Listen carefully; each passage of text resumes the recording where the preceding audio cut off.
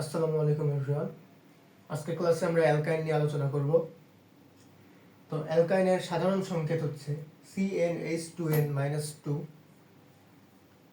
তো এটি হচ্ছে sp সংকরণ এবং এটাতে কার্বন কার্বন ত্রিবন্ধন থাকে। তো অ্যালকেনে পড়েছিলাম কার্বন কার্বন একক বন্ধন বিদ্যমান, এরপরে অ্যালকিনে পড়লাম কার্বন কার্বন দ্বিবন্ধন। অ্যালকাইনের ক্ষেত্রে কার্বন কার্বন ত্রিবন্ধন থাকবে। আর নামকরণটা কীভাবে হয়? মূল নামের সাথে আইন যুক্ত হয়ে এর নামকরণ হয়। তো মূল নাম আমরা পড়েছিলাম, যেমন এক কার্বন থাকলে মিথ, দুই কার্বন থাকলে ইথ, তারপর প্রোপ, বিউট। এইভাবে এদের সাথে যদি আইন যুক্ত করি তাহলে হবে এক কার্বন বিশিষ্ট, মানে এক কার্বন থাকলে কিন্তু সেটা অ্যালকাইন হবে না, দুই কার্বন থেকে শুরু হবে, অর্থাৎ ইথাইন, প্রোপাইন, বিউটাইন, পেন্টাইন, এরপরে চলতে থাকবে এভাবে। তো অ্যালকাইন অম্লধর্ম প্রদর্শন করে। তো কীভাবে প্রদর্শন করে সেটা আমরা আলোচনা করব।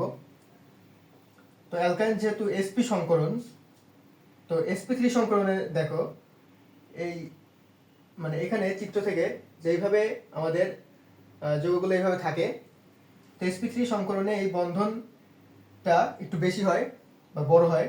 sp2 এর ক্ষেত্রে এই বন্ধনটা বা বন্ধন দৈর্ঘ্য sp3 এর বন্ধন দৈর্ঘ্যের চেয়ে কিছুটা কম হয়। আর sp সংকরণের বন্ধন দৈর্ঘ্য এই sp3 বা sp2 এর বন্ধন দৈর্ঘ্যের চেয়ে অনেক কম হয়, মানে sp এর বন্ধন দৈর্ঘ্যটা সবচেয়ে কম।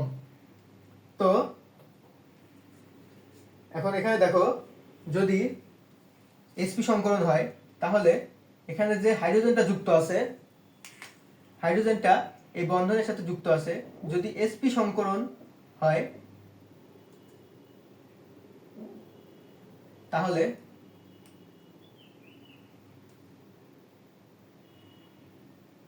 এই বন্ধন দৈর্ঘ্যটা কমে যাবে, ফলে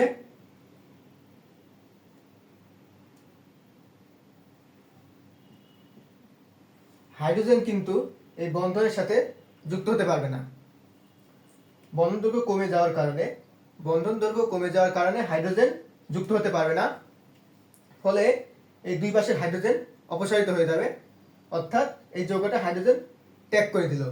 তো আমরা জানি যে সকল যৌগ প্রোটন অথবা হাইড্রোজেন দান করে বা ত্যাগ করতে পারে তারাই হচ্ছে অম্লধর্ম প্রদর্শন করে বা এরা হচ্ছে অম্লীয়।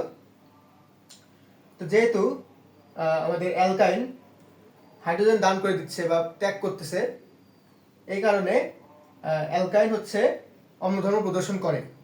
তো প্রশ্ন আছে, ইথাইন বা অ্যালকাইন 1 অম্লধর্ম প্রদর্শন করে কেন? তো আশা করি এই প্রশ্নের ব্যাখ্যাটা বুঝতে পারছো। তো আজকের মতো এখানেই বিদায় নিচ্ছি। সবাইকে আসসালামু আলাইকুম।